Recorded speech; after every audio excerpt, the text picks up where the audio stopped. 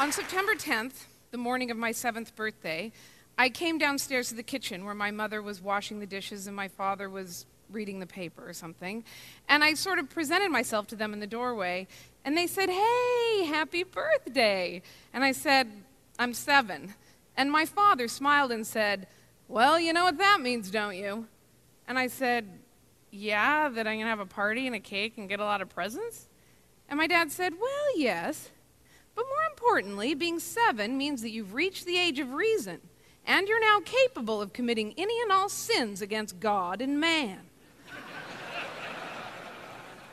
Now, I had heard this phrase, age of reason, before. Sister Mary Kevin had been banding it about my 2nd grade class at school. But when she said it, the phrase seemed all caught up in the excitement of preparations for our first communion and our first confession, and everybody knew that was really all about the white dress and the white veil. And anyway, I hadn't really paid all that much attention to that phrase, age of reason. So I said, yeah, age of reason. What does that mean again? And my dad said, "Well, we believe in the Catholic Church that God knows that little kids don't know the difference between right and wrong, but when you're 7, you're old enough to know better. So you've grown up and reached the age of reason, and now God will start keeping notes on you and begin your permanent record."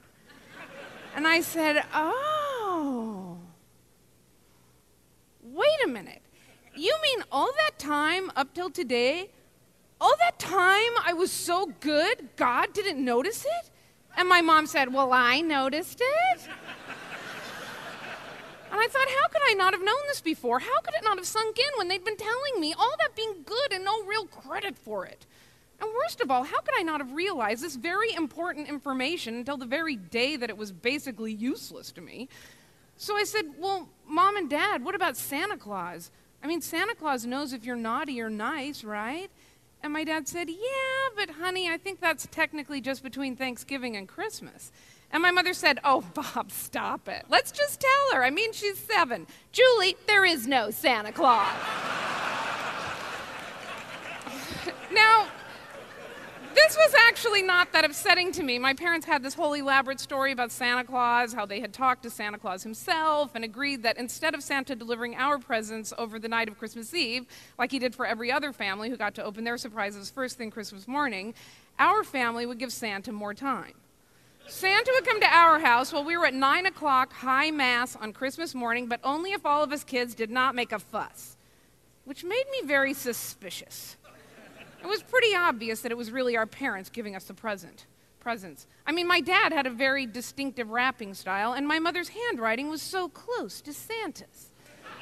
Plus, why would Santa save time by having to loop back to our house after he'd gone to everybody else's?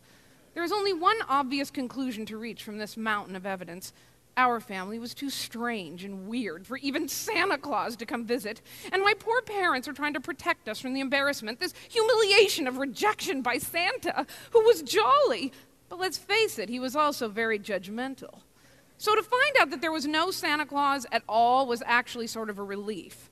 I left the kitchen not really in shock about Santa, but rather I was just dumbfounded about how I could have missed this whole age of reason thing. It was too late for me. Maybe I could help someone else, someone who could use the information. They had to fit 2 criteria. They had to be old enough to be able to understand the whole concept of the age of reason and not yet 7.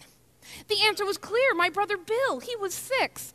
Well, I finally found Bill about a block away from our house at this public school playground.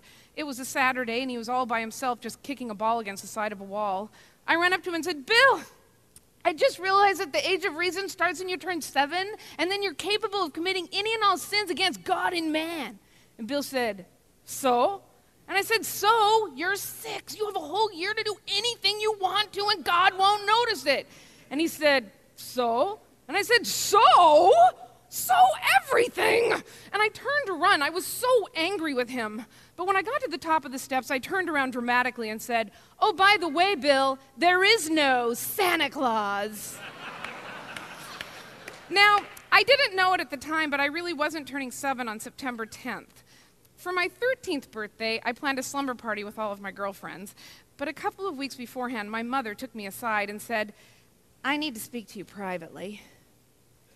September 10th is not your birthday, it's October 10th. And I said, "What?" And she said,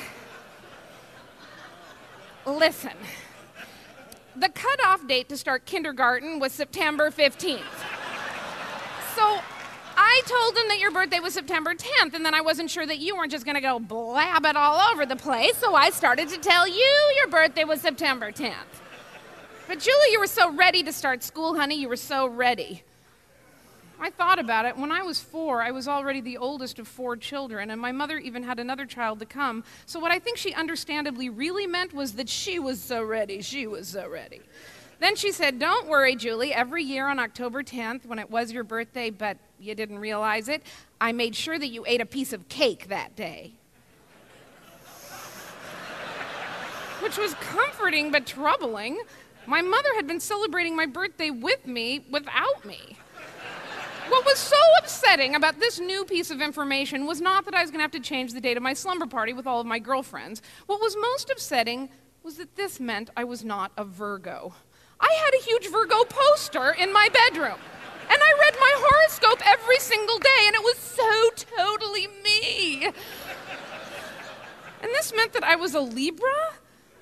So I took the bus downtown to get the new Libra poster.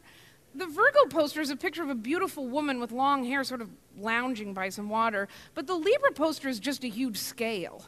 This was around the time that I started filling out physically, and I was filling out a lot more than a lot of the other girls, and frankly, the whole idea that my astrological sign was a scale just seemed ominous and depressing. But I got the new Libra poster, and I started to read my new Libra horoscope. And I was astonished to find that it was all so totally me. It wasn't until years later, looking back on this whole age of reason, change of birthday thing, that it dawned on me.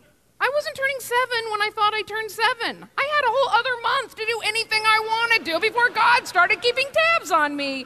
Oh, life can be so cruel.